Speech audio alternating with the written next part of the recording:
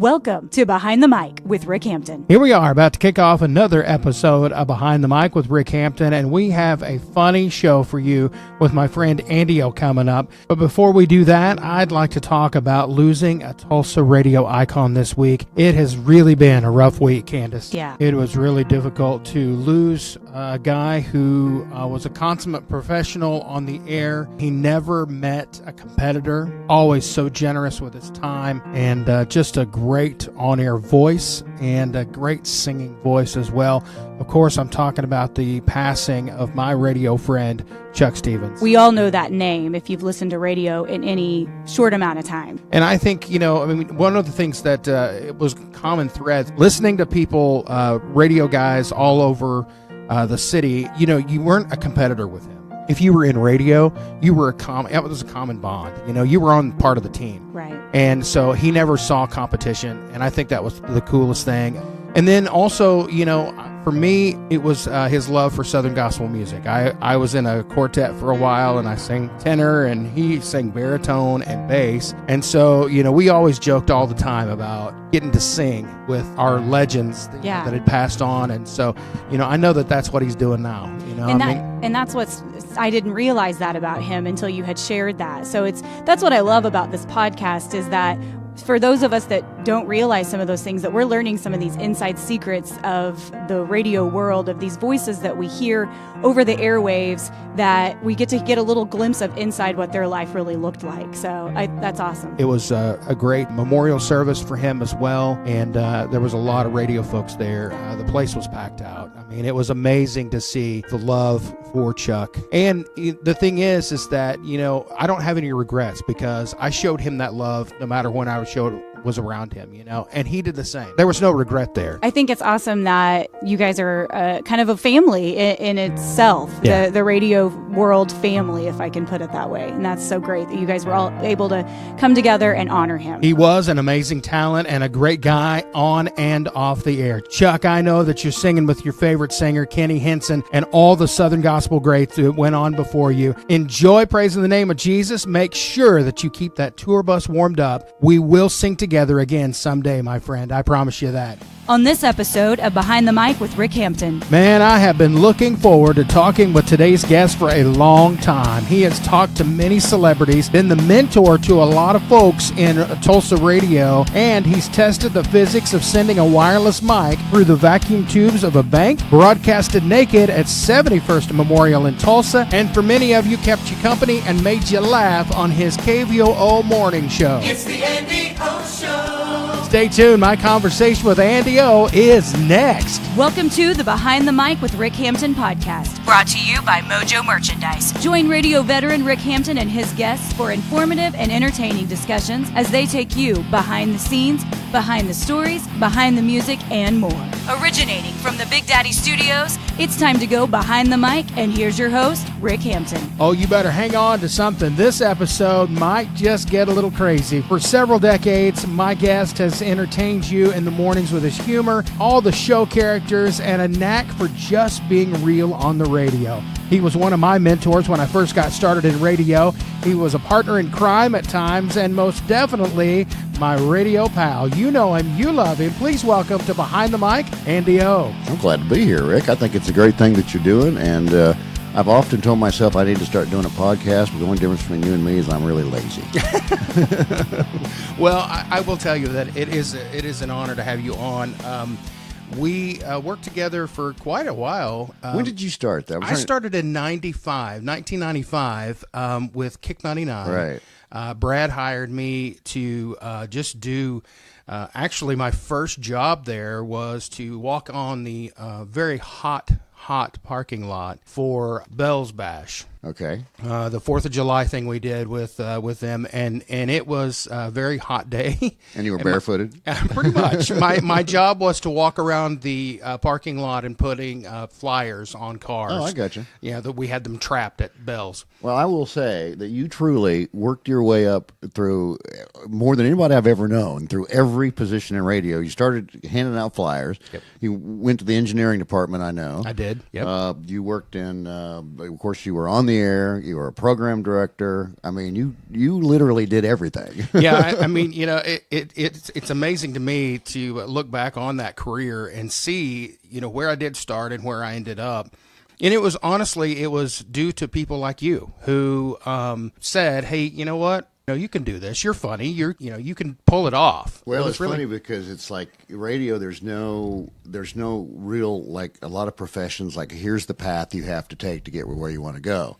The path in radio is kind of like, hey, if you're willing to go out in a hot parking lot and put flyers on, then maybe we'll give you another job. If you're willing to do that, then we'll give you another job. Right. And so you just got to keep doing stuff, and you did. And like I said, you did pretty much everything there was to do in radio. Well, thanks. I want to talk about a couple of things that you've managed to pull off in your career. One of the things I was talking with Toby Duffy in episode 2 was the infamous wireless mic in the vacuum tubes at a bank. Did you know that you can actually put a wireless mic inside a bank vacuum tube container and send it into the building? Yes. We found that out one time on a remote at Arvest Bank, I think it was, down the street. And we found that out with Andy. But that was Andy Stick. Oh, yeah. I did a remote with him one morning. And he goes, okay, here's what we're going to do. This is going to blow your mind. I say, you're going to put the mic in the bank tube? He goes, okay, listen, I'm the talent. You're the... You are the board op. I'm the guy. He really was a really nice guy about it. Classic. That was an Andy-O classic. The funny thing is that you would come to me in the engineering room, or you would call me into the studio and say, hey, and I knew... Well, okay, one, it's going to be a really fun adventure, whatever we're about to do, or this could get me fired. Yeah, it's going to be a $500 microphone we lose here. Right.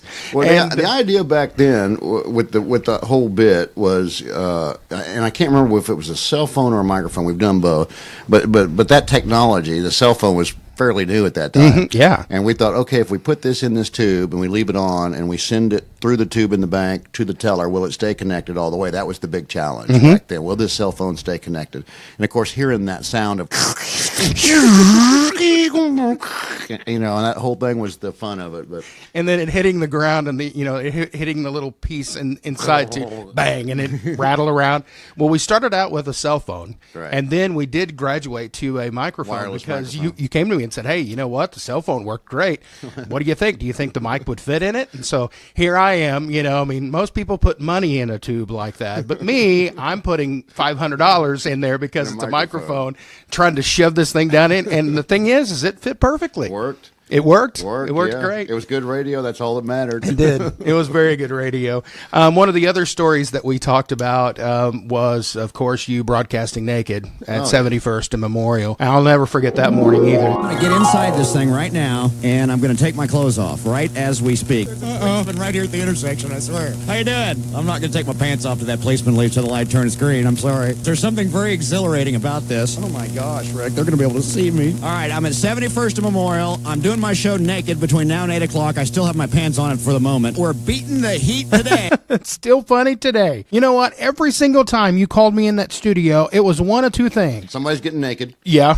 Somebody's getting naked. We're either going to violate like 2 or 3 FCC rules, or, it could get me fired. And I remember that one was a very funny one, because I walk in the room and you're like, hey, question. You've been hearing me talk about how hot it is. And I said, yeah. I said, does this have anything to do with you telling your listeners that you would broadcast naked if it got hot and stayed hot for 2 or 3 days? Yeah, it does. So that's what we did. Yeah, I remember that very fondly. And we stood at the corner of 71st and Memorial.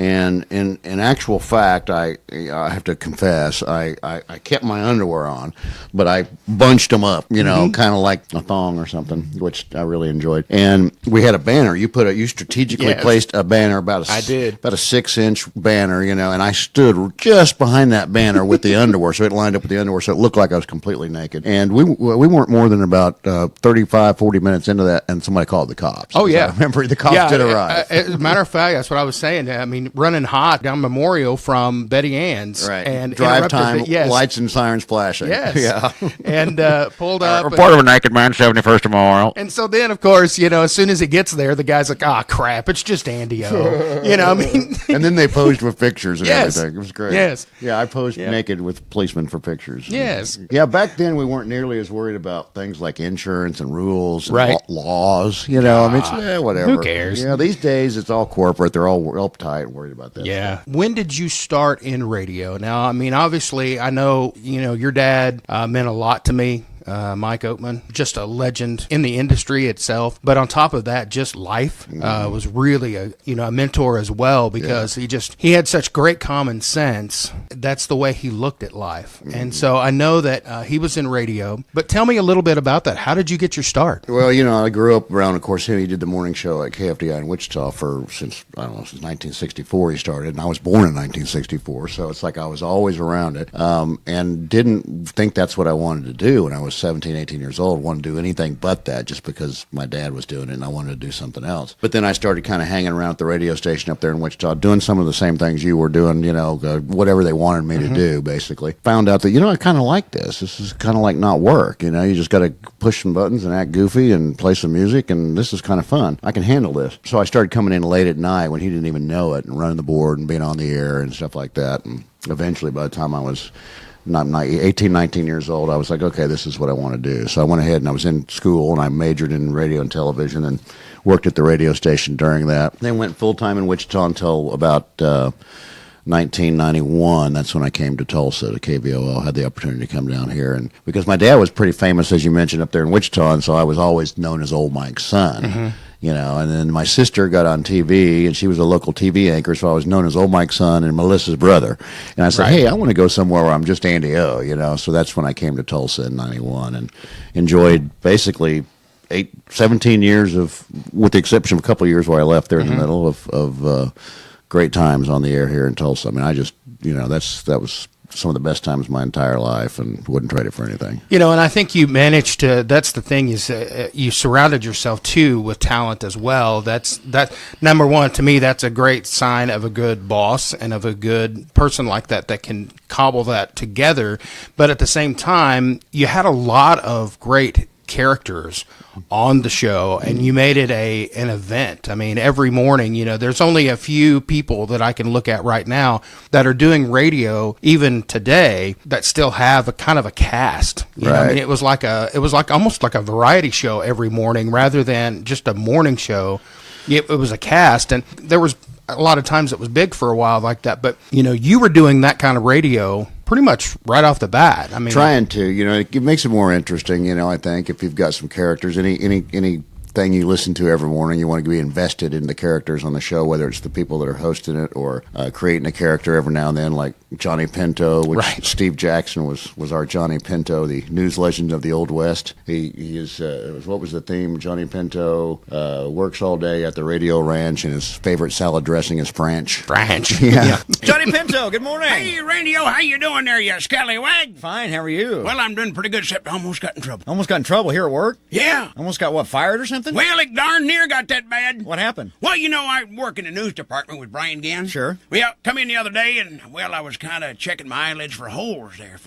You were napping on the job. Well, I was doing some heavy-duty thinking, but Brian thought I was napping. And he caught you sleeping. He caught me sleeping. Oh, he hit the ceiling, but happens to the best of us. I talked myself out of it. You did? Yep. Oh, I tell you what, the old brain kicked into gear. Well, do you have any advice for folks that might get caught napping on the job? I'm so glad you asked that, Andy O. Because I do. I got something for you, folks, in case your boss ever comes in and you're checking your eyelids for holes. Listen to this. You just look him in the eye and say, well, this is an exchange for the 6 hours last night when I dreamed about work. Yeah. That'll get you out of it, you betcha. Another one is, I thought this was a pretty good one, too. Oh, they told me at the blood bank this might happen. Woo! So that was when you give blood. Yep. Well, if you're laying your head down there and he comes in, say, just raise up and go, whoo! Guess I left the top off the liquid paper again. Oh. And, of course, for all you people who work around computers, this is real good, too. Just look at him and say, well, I was testing the keyboard for drool resistance. Ooh, I do that when I sleep. And if it gets really bad, if this was like the second or third time he caught you, yeah, you just raise your head up and real soft and real smooth you say, and I especially thank you for my excellent boss. Amen. Johnny Pinto! Hey, you kids, get out of my yard!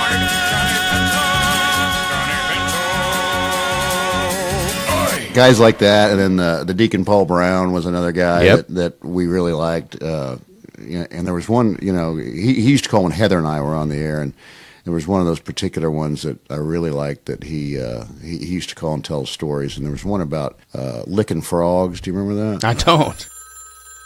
KVOO, good morning. Good morning today to you, brother Andy Ho. It is the Deacon Paul Brown from the Mount Ryland Baptist Church in Wewoke, Oklahoma. Good morning, sir. I told Bernice today, I said, just leave it to Brother Ho to get something good together, like working with the police and crusading on the kids. Yep, the Christmas Crusade for Kids is in full swing, and we couldn't be happier about it, sir. I tell you, Lord bless those police. They always doing something good for us. That's exactly right. You know, so many times they get the bad rap, but look what they doing good for us. That's right. They're always doing good. I'm telling you all the time, brother. Hey, listen, I'm an advocate when it comes to the police. You are. Oh, I'm a police advocate. Well, in my view, they don't get enough pat on the back and enough cash in the pocket. I agree 100%. So I'm gonna remind them that the next time I get pulled over. I bet you will. Anyway, but let me tell you something. While they there, I got something on my mind. All right, what's on your mind? No, Ray? I do not approve of wickedness. You know, all the men at work, when they were through with work, they want to go down there and, come on, Deacon, come on down and have a little Schlotz malt liquor bull with us. All right. I said, no, I don't need no bull to get no buzz. That is exciting enough for me. Yeah, I bet. Well, I had heard of something. I thought I'd heard all the foolishness I needed to hear. Right. But now I heard they got something now that's not only wicked and dirty, but filled with foolishness. Well, what's that? I hear there is some people out there that are getting a buzz by, I can't believe this, licking the belly of a frog. Oh, you know, I saw that on the news or something. Kids or It's something. true. Licking... People out there have found a certain kind of frog you can lick the belly of to get a buzz. It's what they call in the drug world a hallucinogenital. Yeah. Yeah, I've heard of that. Yeah. My question is, Brother Ho, Yeah. how did they find out about this? I don't know. Who did they experiment on? How did they start? Did they go out in the backyard and in the barn and grab a chalk and say, let me lick this little chalk and see if it make me high? I don't know. Who was the first Hey, Mr. High Times, go over to the Tulsa Zoo. There's a baboon over there they got in. Why don't you lick his belly and see if he gives you buzz? Lord, what's next? People out there gonna be licking horses and giraffes and wildebeests and cats and dogs, whatever, just to try to get a little high. That's no good. I got 3 words to say for that. What's that? Wicked, wicked, wicked. Uh-huh. And one more thing. What? Any of you drug-taking, powder-sniffing, needle-pushing hippies out there, you better stay away from my dog down here in Wewoke. I don't want nobody licking him but himself. That's all I got to say. Deacon Paul Brown from the Mount Ryland Baptist Church. One of the ones that I loved towards the kind of to me would be in the later years of the morning show like that was Big Mama. Oh, yeah. And there's some personal ties there. I mean, that's not just some character that was you my created. grandma. Yeah. She was her own character. She was amazing. I mean, I can remember that there were so many times that people would call in and, does she live here? Who is that? What's Right. going on? And you're like, no, that's my grandma. That's my and grandma. that's my grandma. She was a character. She was, was. from Alabama. So she lived in Texas, but she was from Alabama, so she had a real thick accent. She'd say, "You don't mean," just kind of like that. And so we'd just call her up and let her go, once a week or so for a while there. And she'd tell us she'd always have to mention the Peyton boys. Peyton Manning and Eli, those are such nice young men. She'd always have to work that in somehow. Yeah. I don't know why. Right. She'd share recipes with us and just tell us what was going on. And, that's, to me, that's what I tried to base my whole on-air, thing about, was just trying to be a real person and share family and friend. My kids were on the air. My grandma was on the air. My wife wouldn't talk on the air much, but we'd talk about her, the little general. And, that, to me, that's what people can relate to. You know what I mean? It's just like everybody's got kids and grandparents and all that stuff, or has had. And so anyway, that's kind of where my whole thought process for the show was to try and be relatable and just, bring real life to the show and find humor in things in real life, And I think that was part of it too. I always likened it to that as it being a variety show. And sometimes it was a little corny, but that's okay because it was fun. I mean, there was a lot of fun jokes.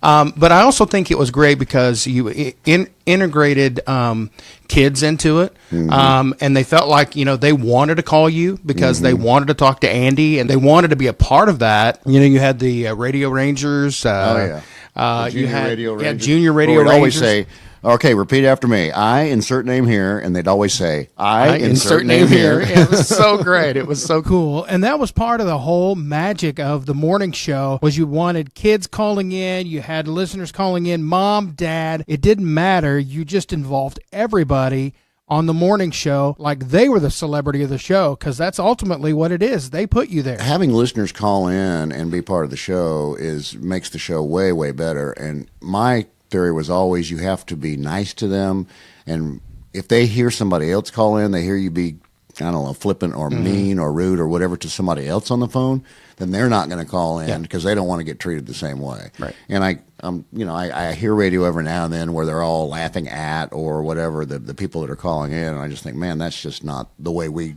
Right. did it. Right. Because then people don't want to call in; they're afraid to call. because So you have to be safe. And, why would you want to open yourself up to that? Exactly. And instead, they just wanted to. They wanted to be a part of the show, and they they'd wanted to call be and part of it. just do the same thing, share their personal stories, and feel comfortable doing it. And that's, to me, was what really made the show a lot better, because they were a lot more entertaining than I was. Put it that way. So, So tell me your favorite call-in moment. a lady called me about 6:30 in the morning. She was crying. We put her on the air, and she was talking about how a neighborhood stray dog had gone underneath her house and had puppies, and that the dog they thought had died, the mother dog had died, so that there was a lot of puppies underneath that house with no mother that were newborn. And this lady was crying, I need help, I don't know what to do. So we put her on the air, and we just said, okay, if anybody is in this area, we want to go over there and try and help get these puppies out from underneath these houses. And Neil Kennedy, our traffic guy, Right. was out, and he immediately zoomed to that location of where this house was and got down, and so did 4 or 5 listeners showed up wanting to help, and he got down with his microphone right at the place where they crawled under the house, and we were worried that some of the puppies had died and this and that, so we were going to try and save whatever puppies were still alive down there. And they formed a human chain, basically, the listeners did, underneath the house, and started passing these puppies one at a time. And you could hear them whimpering as they went by Neil's microphone and say, another one's alive. Here comes another one. It's alive. Wow. And it was all 6 or 7 puppies were alive, and you could hear them as it was going on, and listeners were there helping. And I thought, okay, I've reached the pinnacle. This is what it is about. This Right. is as good as it gets. Yes, Right here. We're right. saving puppies live on the radio. That's awesome. That pretty much summed it up right there. That is for sure. I have enjoyed our conversation so far. I cannot wait for our next segment, because coming up after the break, we're going to talk a little bit about Andy O's dad, Old Mike. His name was Mike Oatman. He was one of the founders of Great Empire Broadcasting that brought you KVOO's Radio Ranch in its heyday, and you don't want to miss that. Plus, you do not want to miss this audio coming up. Before the end of the program, I have audio from the day that Andy O got to interview the legendary outlaw Waylon Jennings. It's all coming up after the break. You're listening to Behind the Mic with Rick Hampton. Don't take those earbuds out now. Behind the Mic with Rick Hampton returns in seconds. I'm Mo. And I'm Sheila Joe. And we're Mojo Merchandise. Mojo Merchandise was created by 2 friends with a craft passion. We love to make things as gifts, like baby shower presents, wedding shower presents, party decorations, and balloon bouquets. There is nothing we can't do once we put our mind to it. We specialize in vinyl printed t-shirts. Home decor signs, pillowcases, cups, and much more. If you have a favorite scripture or a mom saying you want on a t-shirt or sign, we've got you covered. If you have an idea or needing a gift, let Mojo Merchandise make exactly what you need. Love this episode of Behind the Mic with Rick Hampton? Invite and tell your friends about us. Share our episodes on your social media pages. You're listening to Behind the Mic with Rick Hampton. And we are back talking with Andy O, and as promised, we're going to discuss about his dad, Old Mike, and about Great Empire Broadcasting. What year was it that Great Empire Broadcasting kind of became a thing? In 1964, he was in El Paso working at a radio station, and he wasn't happy there. And Mike Lynch put an ad in the paper that he was trying to find somebody to help him run KFDI in Wichita. And so my dad answered that ad and went to Wichita. This was a month after I was born. So he went to Wichita in 1964 to run KFDI AM, just one AM station. Mm-hmm. And they eventually bought that from Mike Lynch's dad. And so they owned an AM in Wichita, and they just went crazy and turned that thing into a powerhouse, there in Wichita by doing the same basic thing I'm telling you, talking about kids and dogs and being real and relating to people.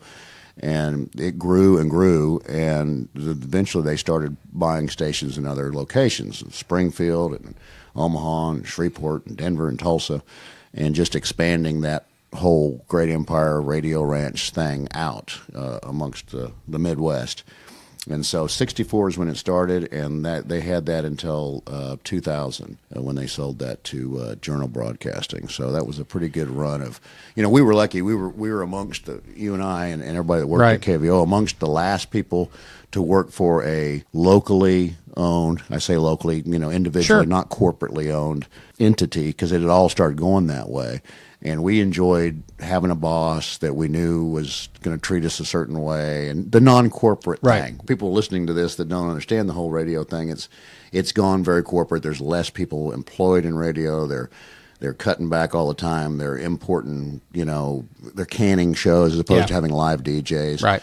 You start sounding old when you say, back in our day. Right. But back in our day, it was a little more fun. Good. And that was it. No, it was really good radio, and it was a great atmosphere to be around it. And you're right, it was a family thing. Right. It really was. I mean, And it was a team thing, like you're on a team. Yeah. We're on this team. We're on this football team, and we all want to win, And now you go into one building, and there's 8 or 9 radio stations, so there's no real... And there's like 3 people. Right. There's no team. There's no synergy like it used to be, So. And that's kind of the way I feel, too. We were talking about it being a family thing, but ultimately it is a team, and it was a team back then too.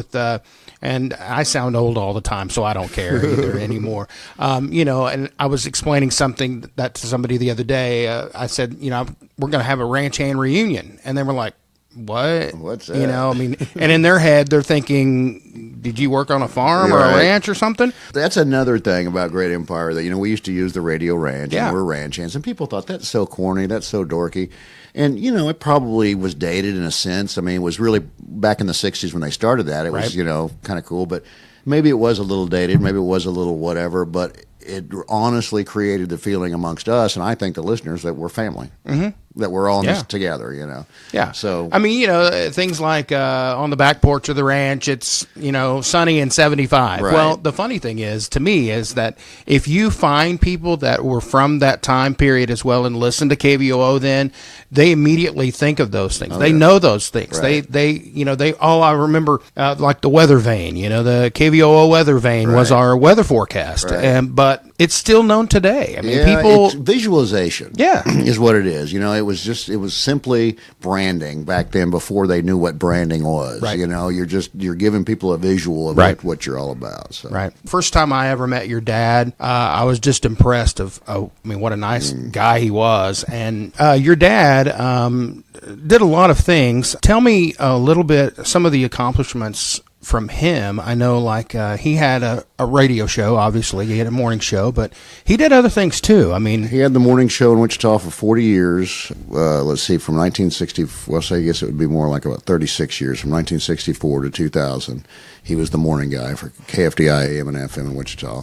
He was the CEO of the company. He was the president of the country radio broadcasters for several years. Nice. Yeah. So many things. He really, and he was very locally involved in Wichita in the community and things. I mean, that was another thing, is that our radio stations always tried to get involved locally in the community and help, and he did a lot of that. Yeah, he was just, and he had a TV show up there. I mean, he was a busy guy and did a lot of things, but what happened is in 2000 is that the laws had changed in broadcasting to where you could own as many stations in a market basically as you wanted to, and so all the corporate people were getting into it. And he tried not to sell, and he kept turning down offers year after year to sell. And then finally it got to the point where they offered enough to where he said, I couldn't make this much money in 20 years. All the employees who own stock, it would be fiduciarily irresponsible for me not to sell this, because they're all going to get a bunch of money and it's going to be better off. Right. And my mom was sick at the time and stuff. Right. So eventually he did sell the radio stations. And it's funny, though, because even after he sold them, he'd turn on the radio and he'd hear something. He'd say, I can't believe they're screwing up my stations like this. He thought he still owned them. I said, Dad, the reason you got that money was so they could do what they wanted. Right, no kidding. Hey, when we come back, I have got a blast from the past for you. Andy O had the privilege of interviewing a lot of people while he was on the air with KVOO and throughout his career. but one of those was the legendary Waylon Jennings called into the show. We'll hear about the day the music died and much more, and also Waylon about him giving up his seat for the Big Bopper on that ill-fated flight that took the life of Buddy Holly, the Big Bopper, and Richie Valens. It's coming up next on Behind the Mic with Rick Hampton. Like what you hear so far? Never miss an episode. You can subscribe to this show on Podbean, iTunes, Stitcher, YouTube, Google Podcast, and Spotify. Follow us on Facebook. Search Behind the Mic with Rick Hampton. It's the NDO Show. Hey, you'll never guess who's on the phone with us, but the coolest cat to ever pick up a Telecaster, Waylon Jennings. Hello, Waylon. What are you doing, Andy? Good morning. How are you? I'm doing fine. I'm in Nashville. I got so many things I want to talk to you about. Let me just ask you first about your days with Buddy Holly. You know, Buddy and I were friends for a long time before I ever worked for him. And we'd done contests, and we used to work on a show every Sunday afternoon called The Sunday Party on KDAV there in Lubbock. But we just knew each other, you know. We'd play in some of those dances around there and what have you. And we liked each other from the first. Never had any problems. We always got along good. Were you one of the original Crickets in Waylon? No, I wasn't. Well, what year did you join? I was with him, you know, right at that last tour. Right. You know, it's kind of been overblown. I was Buddy's protege, is basically what my main function was. And I was playing bass for him at the end, you know. Now, were you on the tour when the plane crashed? Yes, I was supposed to be on the plane. But J.P. Richardson, the Big Bopper, came to me, and he had flu real bad. And he was a big guy, and we were traveling in a converted school bus, and he just couldn't get comfortable or get any sleep, and asked me if he could go on in with Buddy and see if he couldn't get him some rest and get something for his cold. Have you ever wondered what you'd done to deserve that? You know what? I don't know. I don't understand it to this day, and I've tried not to think that way, you know, because, you know, you don't feel proud that someone else took what was basically your place in dying. And I just, you know, there's a lot of things in this world that we don't understand, and that's one of my big ones. I had a little health problem. I'll tell you what, the only thing I retired from was the road and a lot of the bull. You know, and they get it all out of hand, you know, and they holler I'm in a wheelchair and all of this stuff. Now, what was that? Tell us about that. I had what was called a very minor stroke, and what happened, it could have happened to anybody. Just some plaque came off and went up and into my brain, and I had a little bit of problems walking, you know. Right. And but I had already kind of pulled back off of the road, and I'd been needing to do that. I've been doing that steady for 30 years. A monkey knows when you're wore out, but a hillbilly singer never realizes it until he falls over. You know, there's some great artists, but they're very well hidden. One thing is the record companies don't want the artists to be in control of the music anymore. And they have these producers who, any given day here in Nashville, they'll be doing 3 different albums, running from one studio and seeing if everything's going okay there, and run into this one over here and see if everything's going good there. And they do it down to letter perfect. And they find a guy who's good looking, you know, and looks good in Levi's and hats, and take him in and record him, because they have these machines that he don't have to sing good, because these machines can move a note up if he sings flat, move it down if he sings sharp, and puts him on key. They do that a lot. It seems like the bottom line is they're just taking the soul out of it. Yeah, it is. You know, I just want to cut records and have a good time with it, and play music that people might want to listen to. I don't want to set the world on fire anymore. I had all I wanted of that.